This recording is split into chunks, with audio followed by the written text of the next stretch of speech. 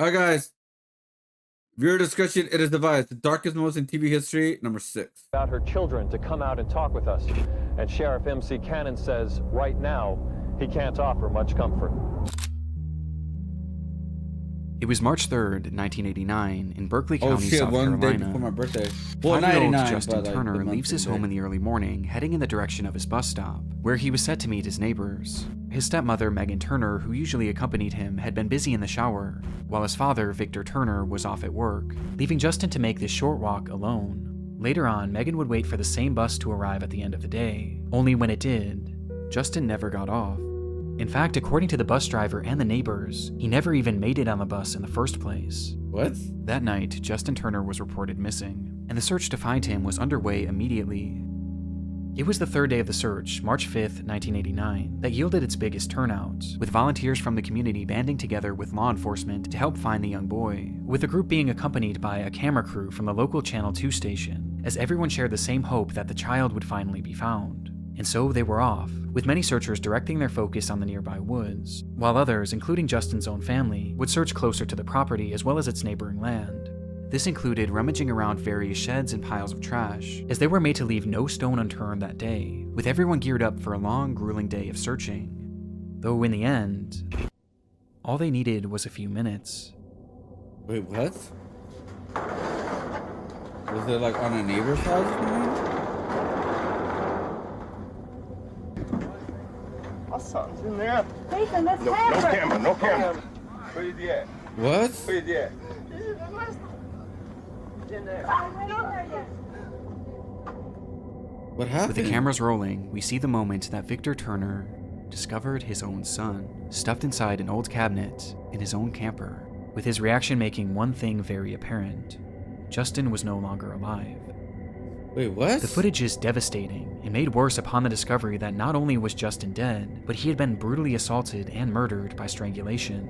But there was something even more unsettling about this footage. If it's in a the family fact that that place. very camper had already been searched in the days prior, and likely numerous times. Yet somehow, Justin's body was never found, meaning that whoever the killer was may have hidden him there days after the disappearance.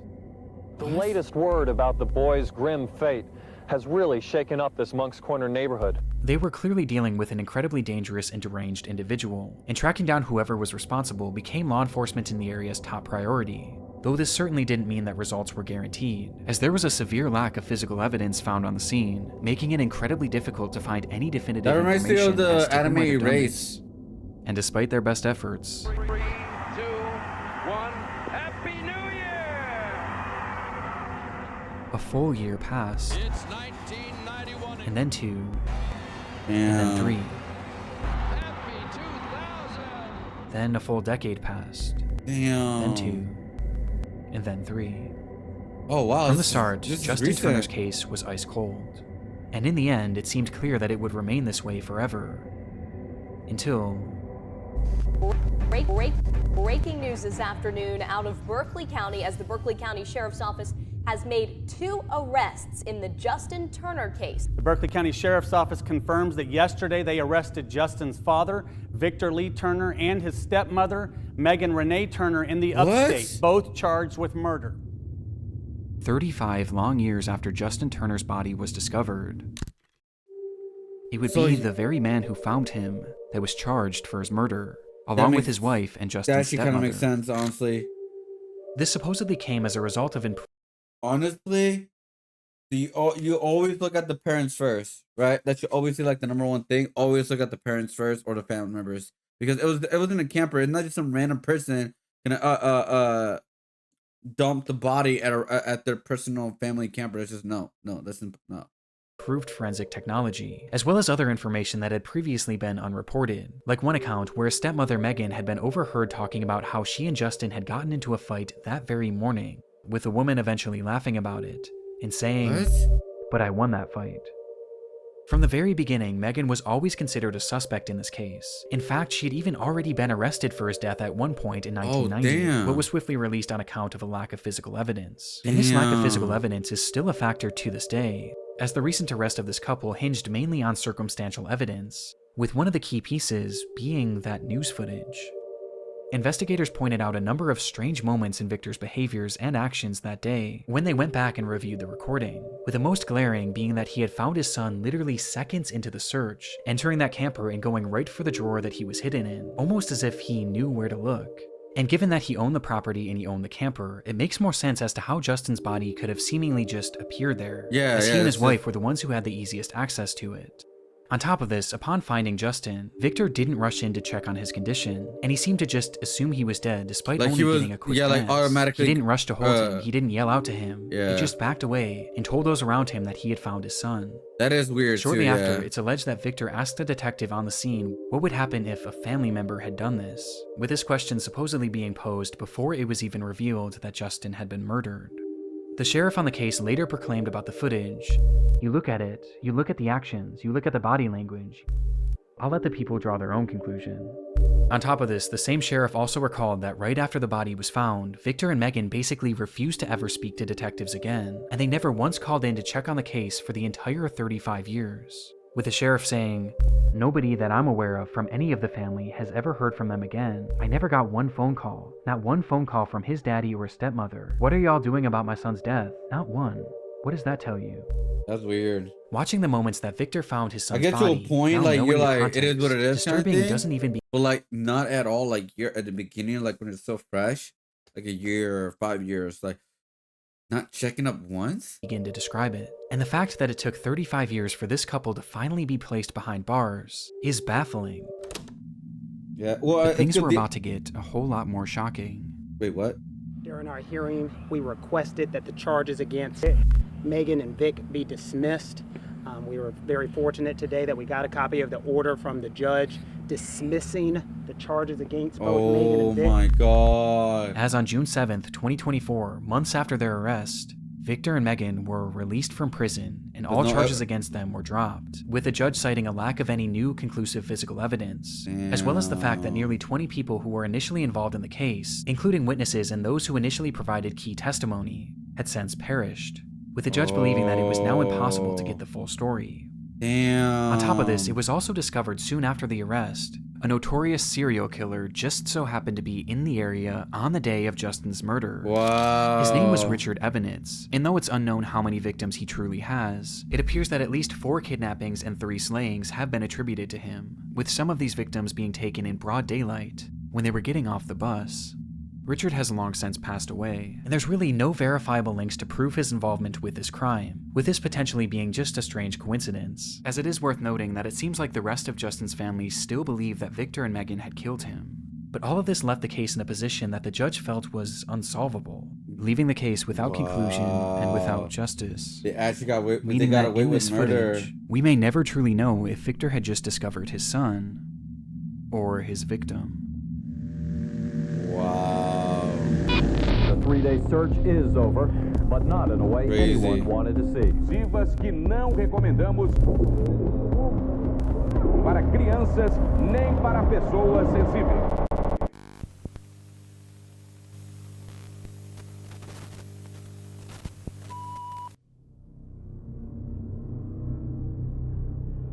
I don't like writing essays, but here are my marks for them. So bestie, I'm going to tell it to AI. you straight. Personally, I Recently, I discovered something truly distressing. I was being double charged for Netflix. It turns out that I was paying for an old account that I didn't even realize was still active for well over a year. And I only found out thanks to today's sponsor, Rocket Money. Rocket Money has helped save its customers up to $740 a year when you use all of the app's premium features. They've also helped save their customers over $500 million in canceled subscriptions. Rocket Money is an all-in-one personal finance app that helps you track your subscriptions, lower your bills, and overall just manage your money better. It's incredibly easy to use and consolidates all of your reoccurring bills from all of your separate accounts into one easily digestible dashboard, which is huge considering that literally everything now requires a subscription. And best of all, with Rocket Money, you can cancel your subscriptions right from the app, which saves so much time and stress. I immediately made use of this, and it helped me realize that one of the stock footage sites that I've been using for years had actually doubled its rate out of nowhere. In addition, I found a bunch of other stuff that I was paying for that I realized I just didn't really use anymore, or just wasn't worth the price. And within just an hour of using the app, I had already saved over $100. I highly recommend this service, especially to those wanting to take control of their finances. So go to Rocket Money, that link in the description to get started today for free.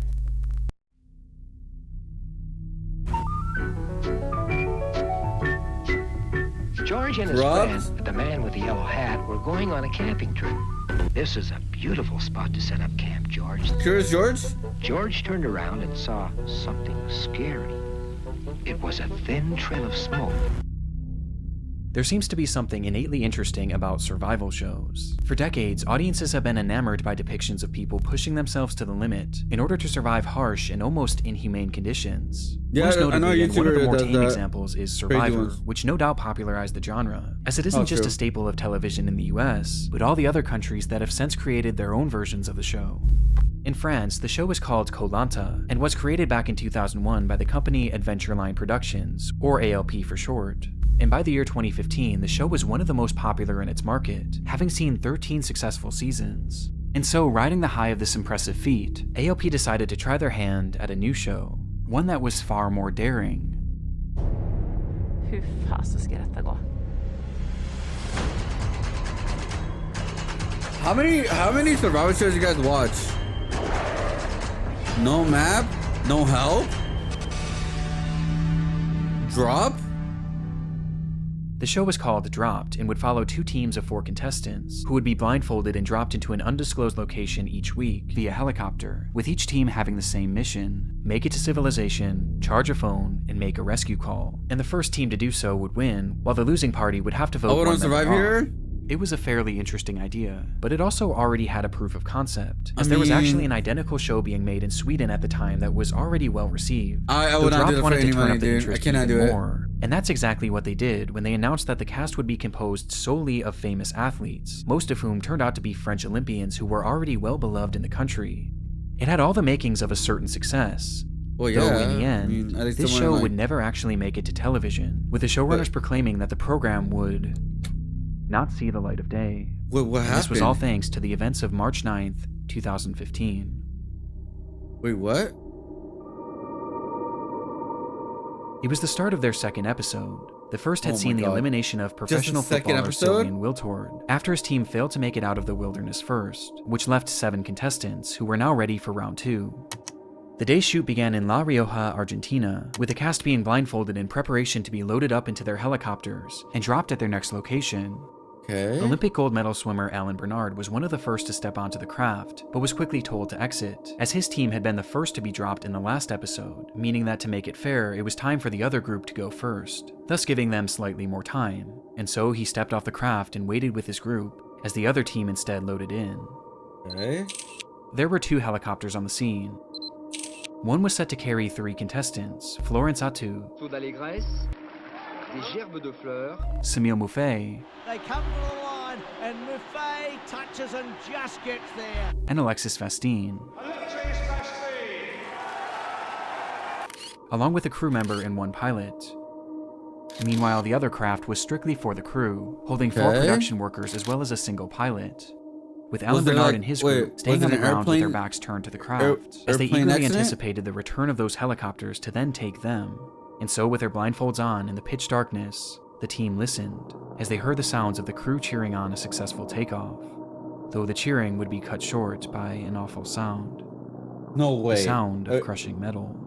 Oh my God. How?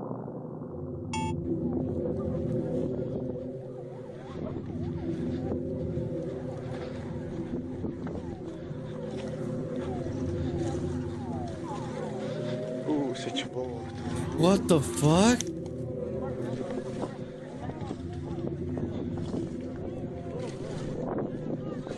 Wait, how did it crash though? The aftermath was recorded on the cell phone of someone standing nearby, showing us a large group of people rushing towards a massive plume of smoke.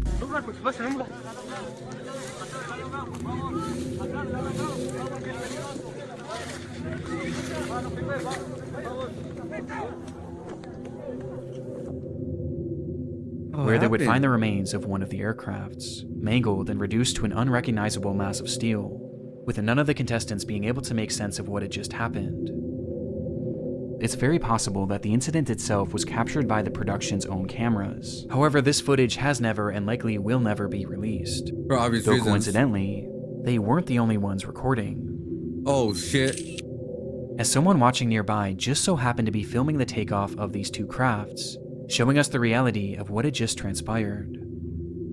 So... Oh no. Okay, everything seems good. Was it the winds? Oh shit! Just as the two aircrafts had taken to the sky, the second and lowest helicopter began rapidly ascending, with the pilot seemingly failing to realize that the other craft was directly above them, causing the two to collide and then plummet to the ground below. Wait, what? Wait, In what? the end, 10 people went into the sky, and none made it down alive. So the footage makes little sense even today. Yeah, I'm confused. The weather was perfect, the crafts were some of the best in the world, and both of the pilots not only had 30 plus years of flying experience, but they were both flight instructors themselves. Not to mention that the show's security coordinator, who was in charge of facilitating the takeoff, had actually worked on the Swedish version of the show and had ample experience in this exact situation. And yet, this is how it ended. How? It was eventually determined that the higher helicopter was likely flying out of visual contact from the lower helicopter, and that the pilot of the ascending chopper likely just didn't realize how close they were, with reports also indicating that he may have been distracted by the actual filming process, something we've tragically seen before. Oh, yeah, we've seen that before, yeah. We don't know what has just happened right there. And because of this, it appeared that at least some pilot error was to blame. But it was ALP that was found largely responsible, with alleged serious safety oversights being discovered later on, with it appearing that this crash was the result of multiple small factors coming together to form one catastrophic accident. After the incident, Dropped was swiftly cancelled, while the team that had so narrowly avoided getting on that flight and in turn likely having perished themselves were left in complete and utter shock, forever changed by the accident. With Alan Bernard, the man that's said to have been physically on that doomed craft for a split second, later recounting that, Bro, he got out of it because the other team supposed to take like the advantage of it because they're supposed to they're supposed to go first this time. Well, the pilot was likely turning to the camera and describing his process.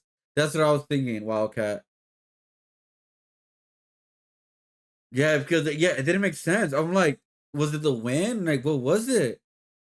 But yeah, like he was just going up. That's damn, dude. That's just a really bad, horrible mistake of the underpilot and also even the above pilot, right? He was out of field, but I don't know, man. It's just,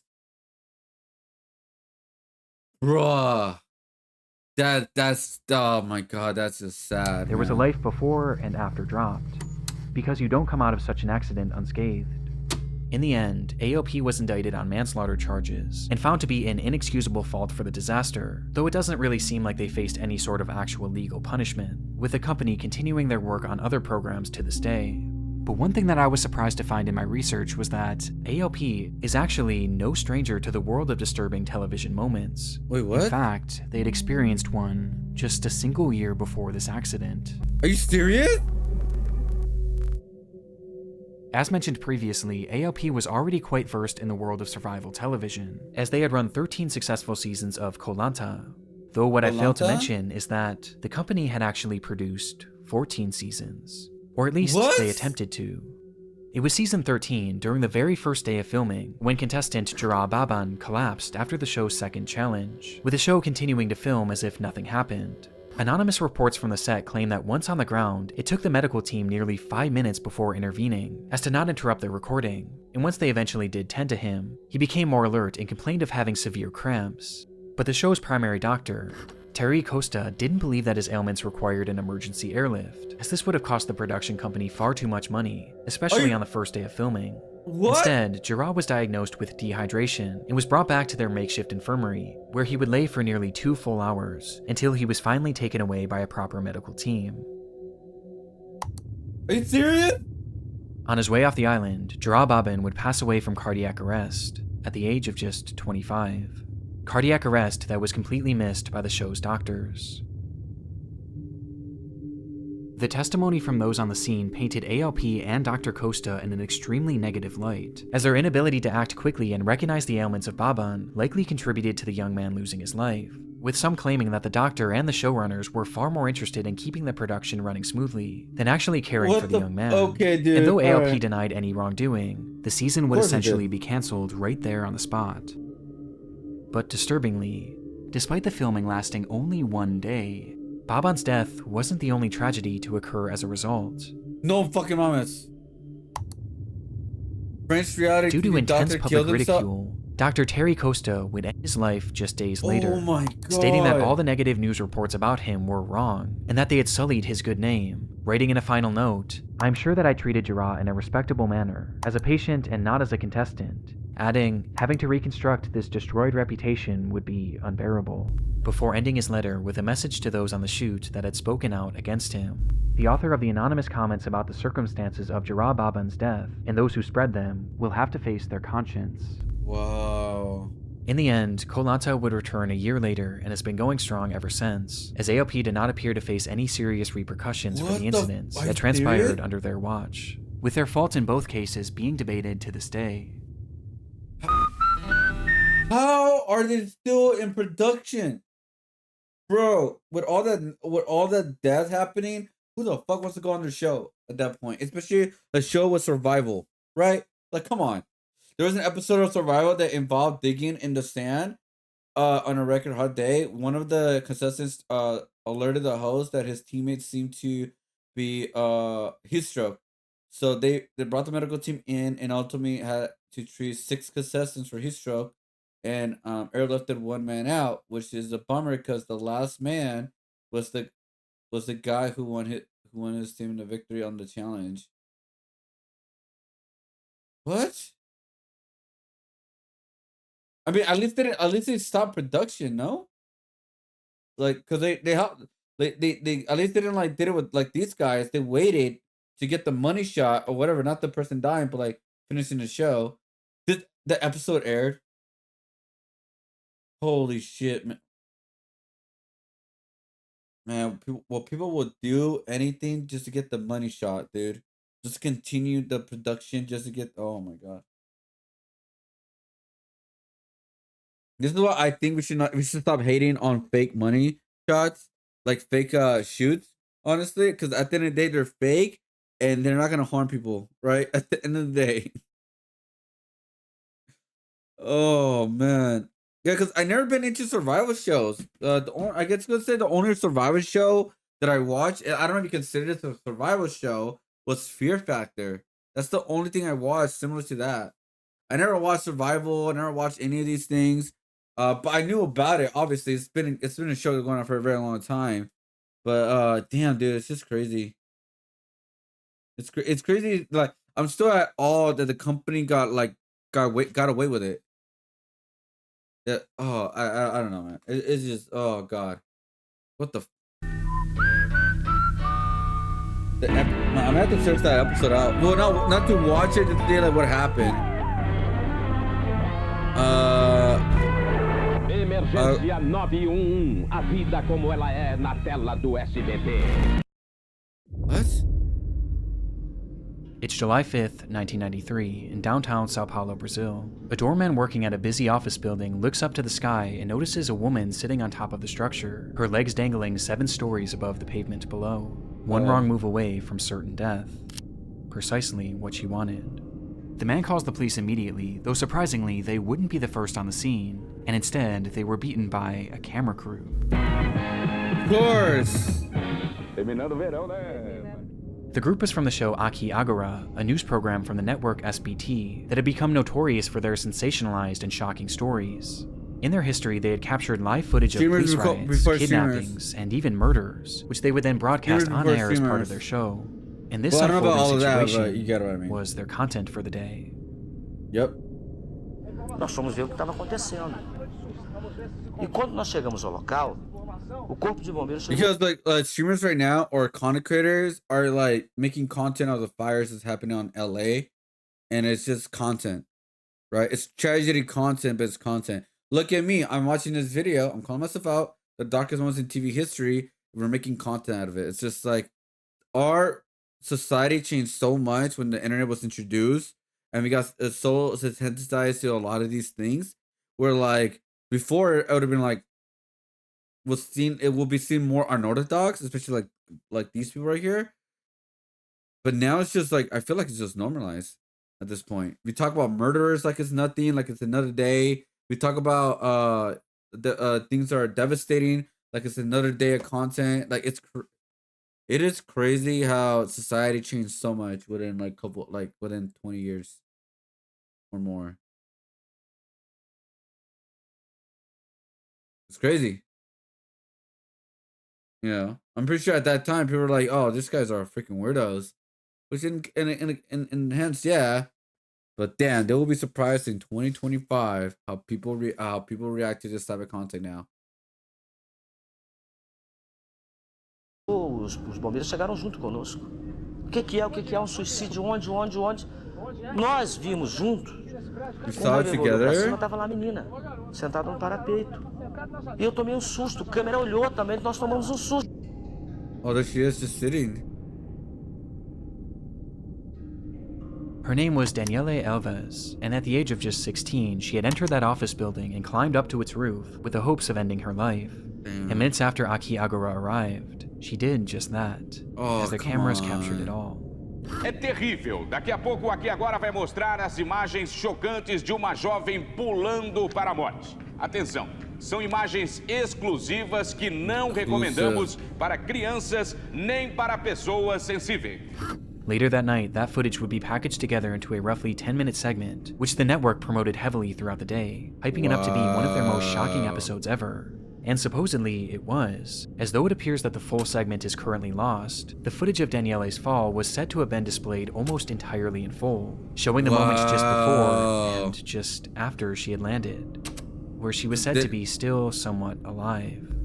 It was more than shocking, and left viewers outraged that something of this nature could be shown on TV. But while showing the footage proved highly controversial enough, it was the context surrounding the footage that made it even more depraved. As mentioned previously, police were called to the scene to assist in efforts to help Daniele Alves. Yet the first to arrive was that Aki Agora news crew, and this wasn't a coincidence. They were all about capturing events as they unfolded, and in order to be the first on the scene, they actually tapped into the police scanners, monitoring all of the calls and information being passed through officers in order to get leads on potential stories. Which is how they got word of this incident, hearing the calls and speeding over as quickly as possible. It wasn't illegal per se, but it surely wasn't ethical either. And this was only the start. After Daniele jumped, the crew that had filmed her had already captured their dramatic footage for the day. And as the officers and medical personnel dealt with the aftermath, the crew decided to turn their focus to the next element of their story. Daniele's parents. What? They packed up their equipment right away and headed straight for the home. Yo, we got that footage of a girl suicide spotted. All right, cool. Let's go to the parents' house now. Get some content there. Let's get it together. Let's make a video pack. In the last 6 years, the content creating has been used as evidence of parental abuse cases, animal abuse cases, because the perpetrators posted it themselves. Oh, geez, that's not what you hear about a daughter. Bro, imagine your daughter, unalive themselves. I forgot, I can't say that word for YouTube. Apologize. Unalive themselves, and you have no idea this happened, right? Because especially around that time, there was no such thing as like cell phones or anything like that, like or getting caught right that quickly. And then this bitch ass news crew comes in. Hey, what do you think about your daughter unaliving themselves? We captured it on camera. You want to see it? Well, I'm not really gonna say the last part, but you get the idea. I promise you, I probably would have gone to jail the same day because I will beat the shit out of that freaking news crew. Because, like, what the fuck? Home of Daniele's mother and father, with it being unclear how they even got that address in the first place. And there, they once again had beaten the police, who were still back at the scene trying to piece everything together. Though rather than waiting for them, the crew instead decided to take the lead, going up to the door, ringing the doorbell, and telling Daniele's parents that their daughter had just passed away. The crew then supposedly took the parents to the police station, consoling them all while their cameras kept rolling, as the crying parents made for the perfect footage for their segment. Wow. Exploitative is the only word for it. Oh, but what yeah, they did next, 100%. well, that was something far more evil. What do you Having dropped the parents off at the police station, the crew then got to work creating their segment for the night, and as part of it, they needed to find a reason as to why Daniele did this. They first theorized that this was likely due to a drug addiction which had somehow spiraled and led to her jumping, but then they decided that that just wasn't dramatic enough, and they instead shifted to a different story, one that they reported to all of their viewers as if it were a fact. They reported that Daniele Alves had ended her own life because of her abusive parents, placing the entire blame on the family.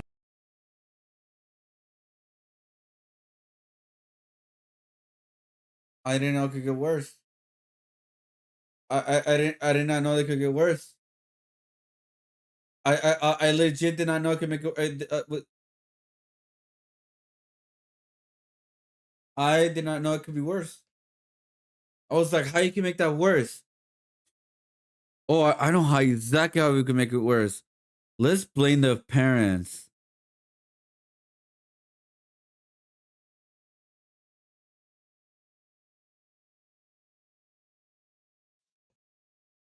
I swear to God, hope it. Swear to God, there's like at least somewhat of a happy ending of the news being canceled. All of them lost in their jobs. They're getting sued like a motherfudger. Bro, the anger I would have right there, bro. Not only you invade the parents with shocking news, you make the parents they are abused That they had just supposedly helped. And there was one massive issue with this. It wasn't even true. The claim appears to have been quite literally based on nothing. It has no verifiable backing and seems to have been a complete guess. In fact, just days later, Daniele's best friend spoke out and said that Daniele had done this because of a broken heart, not because of drugs or any sort of abuse. It's sickening, as the crew cared so little about Daniele's own story that they seemingly just made up their own. And imagine for a moment being those parents, going about your day when a TV crew comes to your house and tells you that your daughter is dead. And despite consoling you, those same people then broadcast your daughter's death for the whole world to see, and blame you for it. Naturally, this didn't go without repercussions for Aki Agura, who had crossed the line in the most soulless way possible, and the effects were swift and powerful. Really? As the rating soared 33%, making it more popular than ever before. Bro, our society will always been like that, man. This kind of proves it, dude. Our society is fucking sick. We've always been sick, dude. We've always been fucking sick. Yo, what up, YouTuber? Oh, that's a funny name. Sorry, we're watching a video called The Darkest Moments in History, and it's just gotten bad, man. Without censure, even showing her life is vital on floor increased the program's audience by 33.5%. Because you know why? You know what's the number one thing about content, guys? The number one thing, if you could capture it, curiosity. If you could capture the person's curiosity, you could do anything you want, right?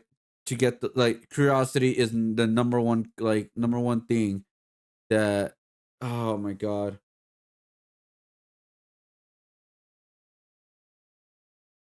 Again, there's been a lot of people have been doing this crazy shit. Look at Logan Paul. To this day, has he received any repercussions of what he has done? Not really. He's gotten more popular. Oh wait, he actually got a WWE contract. Since the forest thing, since the crypto scam thing. Our society shows that you could do the craziest, most bad shit ever, and you still could be okay. Or even people who are murderers are getting admirers. Look at Luigi. Look how many admirers that he got. He's a fucking murderer. Sorry for cursing, but like, you know what I mean? Killing is like he killed someone. Like it is like what? But our society is just fucking weird, man. I know a girl in school who would believe the first story she hear from any gossip, especially if it played into her personal bias. She would refuse to believe the truth, even if it was probable by facts. And that is literally Twitter. Wildcat, that is Twitter. You literally subscribe Twitter. Like I said, I knew a ex user, aka Twitter user in school, aka social media, who believed the first story they would hear on any gossip, especially if it played in their personal bias. They would refuse to believe the truth, even if probable by facts. Yeah, I'm not on Twitter. Yep, that's what I'm saying. Yo, what up, Tristan? How's it going? Viewer discretion, it is advised.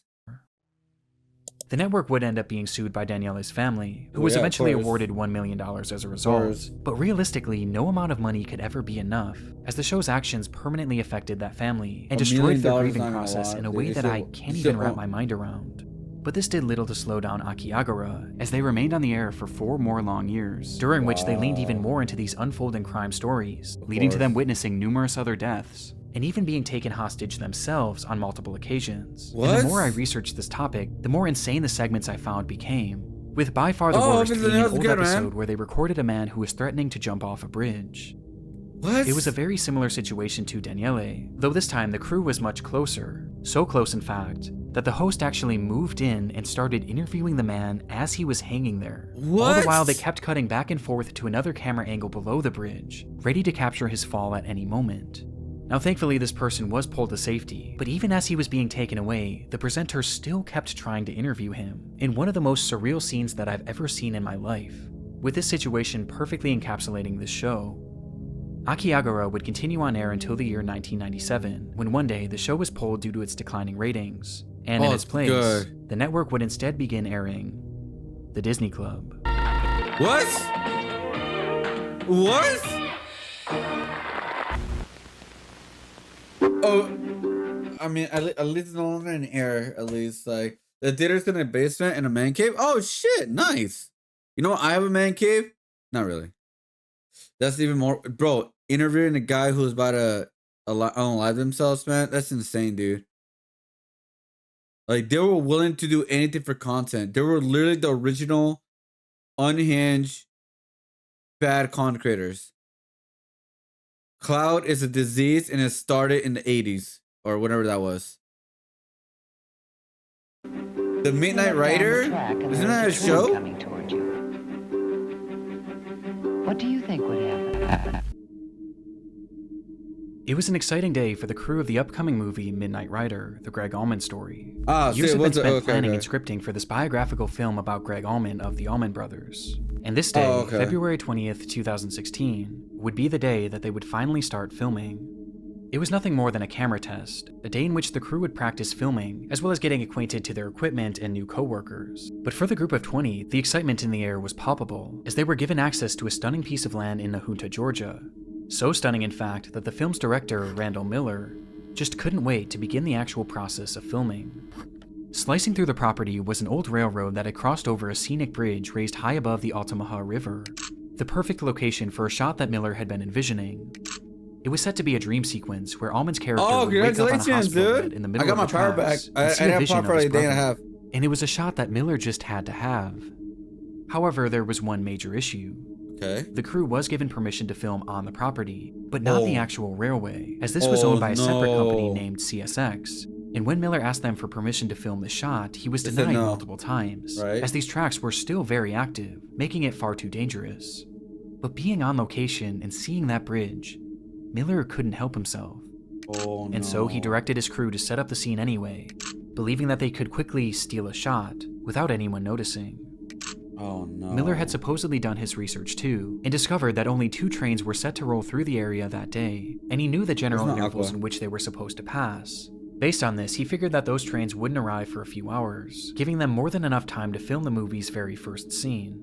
And so they quickly set everything up, rolling out a metal hospital bed and placing it towards the center of the bridge, with Miller assuring his crew that Oh no! Did they put the guy right in the middle of the train station?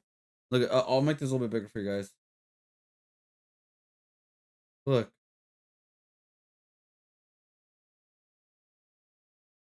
I'm gonna go in a bit. I'm tired after. Oh no, you're good, man. You're good. What are you making? Oh, I'm making a Green Ninja spray can. We just got done doing Naruto spray can, so we're doing a Green Ninja from Pokemon. So, oh wait, sorry. We're good. I gotta switch screens. So we're working on a Green Ninja now. The Pokemon. Yeah. All right. Here we go. Remember, guys, viewer discretion That is this was in advised. fact safe, and that they had nothing to worry about. That's as so the camera dumb. began to roll. Oh no. Minutes later, the bed began to shake. Oh and the silence around them was shattered by the sound of a whistle. Oh no. Why, Before dude? them was an unexpected third train, heading straight for the bridge that the entire crew was now on.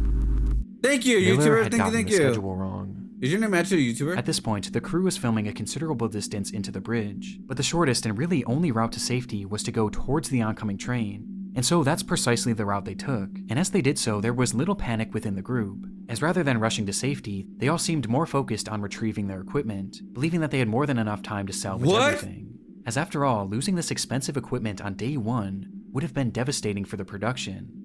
They likely had no idea that from the sound of that first whistle, they had just 60 seconds until the train would cross that bridge, 60 whether they were off seconds? it or not.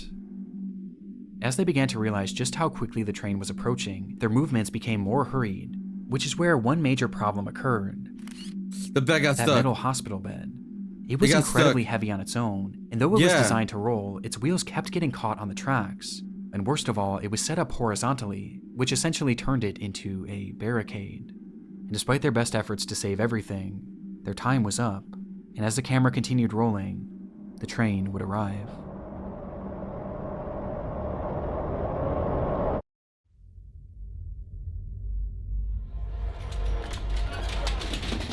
No way, dude.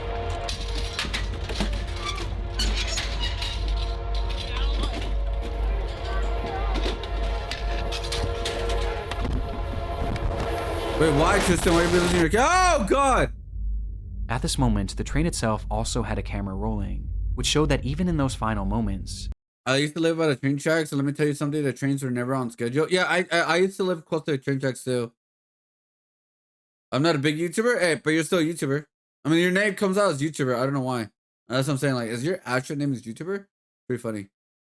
Why would we be losing your account soon? Wait, what? the crew was still trying to salvage their equipment. Oh my God. What happened next was a blur. Some were able to leap to safety, while others managed to jump to the side and cling onto the bridge. But there was still one thing that remained in the train's path. The bed. That hospital bed. Yeah. Which, upon impact, was torn to pieces. Pieces that were flung all over the area, striking multiple crew members and leaving many injured. But it was 27-year-old filming assistant Sarah Jones who was struck by the largest fragment, with a force so strong that it caused her to fall directly in front of the train. No! In total, 7 crew members were hurt but alive, while Sarah Jones had tragically been killed. What? On the very first day of production, in the very first shot, the unthinkable had happened. And when it came to passing the blame, most turned their attention to Randall Miller, as he was the one who ordered the scene to be shot despite being denied permission numerous times. And this public disdain towards him only grew as he and his production company denied any responsibility, and instead, they blamed the railway company. What? Just 1 week after the incident, Randall Miller requested a new permit to begin filming Knight Rider once again, asking if they can begin as soon as possible. No fucking way. This, however, would never actually happen. Oh, thank God. As he was instead arrested and given a 1-year prison sentence for manslaughter, as well as a 10-year ban from directing any films, a mandate that he would actually go on to break, though he was swiftly forgiven, and today he continues to direct. Are you kidding me? Wait. Law enforcement authorities today requested the Department of Community Supervision issue a warrant for Miller relating conditions of his probation. We have learned. The effort arrives deadline exclusive earlier this week that Miller had directed the TGA sanctioned film Higher Grounds last summer in Serbia, Colombia, and the UK. Forgiven, and today he continues to direct. I'm gonna go next time. Oh, I'll probably watch. Oh yeah, for sure. Yeah, just I don't know why you're losing your account. That's weird. Oh yeah. Do you, man? Do you? Director Randall Miller voiced return to prison over what? But while it's easy to focus on the morbid nature of this case and the man responsible for it, there was one unexpected outcome of this horrific accident. Upon her passing, Sarah Jones' parents set up a foundation called Safety for Sarah, which pushed for safer working conditions on film sets, with the movement bringing to light a number of safety concerns that were often brushed aside and ignored. And all in all, their efforts have made TV and film sets significantly safer, giving That's their daughter a good. purpose even after her death. Damn. On top of this, Sarah Jones was also honored by countless production companies across the world, as crews began writing her name on their film slates, with there ultimately being over 2,000 of these tributes for her, from some of the world's most well-known productions. Damn. But by far the biggest tribute was when she was honored at that year's Academy Awards ceremony, a stage that she always dreamed of making it to. When you saw her name up on the screen at the Academy Awards, what were your feelings? Overwhelming. She made it to the Academy. She made it. That's sad. Oh, I got 3 sweet. I'm a new YouTuber streamer, so. I wanted to It's all give good. one last quick shout I like out it. to Rocket Money. It's the start of a brand new year. Yeah, so I'm a new YouTuber, so we're gonna continue to try to grow. I can't speak today. Like, what the hell's wrong with me? Bittersweet, but fortune tragedy is the starting place of change, pretty much. We may never truly know if Victor has just discovered his son or his victim. That's a cold line, man. Bro, these videos, man, are just goddamn dark, dude.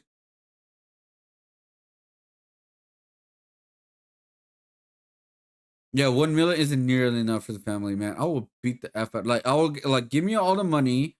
I own all the production, and also give me 5 minutes with them, so I can beat the F out of them. Like, at that point, man, like, what the hell, dude? I was in college in Savannah, Georgia, for the film during Serena Jones' killing. Remember, our entire school was made to understand the specifics of why she died. But don't forget, shameful way the production company and producers handled the aftermath.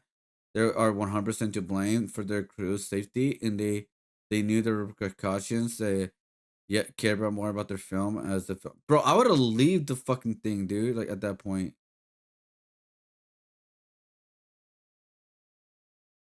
It's crazy, man. These stories are crazy, dude.